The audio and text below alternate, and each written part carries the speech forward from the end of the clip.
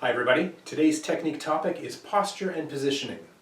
We're going to talk today about how your body should be when you're conducting, the way you want to stand, and we're going to start from the bottom. So you think of your feet being flat on the floor, shoulder width apart, your weight being equally distributed between the left side and the right side so that you're not leaning one way or the other. Your knees should be soft or loose, in other words, not locked, so that you have the flexibility to move a little bit as well. Your hips straight above your feet, your shoulders straight above your hips, as though you're being suspended from the ceiling by a string. So you're nice and erect, but also loose so that you can move quite easily. You're going to hear me speak about the strike zone. The strike zone is the area in which most of the conducting work that we're going to do takes place. And the way I think about that is from your belt to your shoulder, in terms of the height, top to bottom, and about 6 inches or so on either side of your body.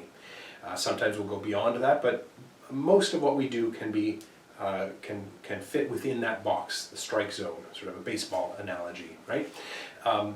We want the conducting to stay centered to our body, and if you think of that strike zone as being able to do that, that's a good way to position yourself.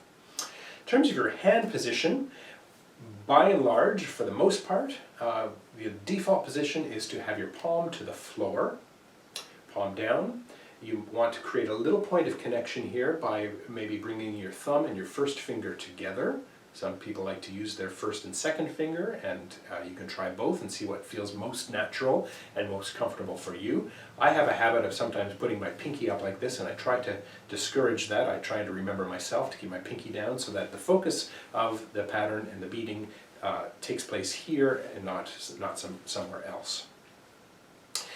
So again, posture from the bottom to the top, feet flat on the floor, left and right equally distributed. Nice erect position, but nice and loose as well. Most of the positioning or conducting is going to take place inside the strike zone, and if you are going to use any space outside of the strike zone, it's because you want to get somebody's attention. You're going to cue, or you're going to cut off or change something about the music, and that will be a good way to get people's attention by moving outside of that default position.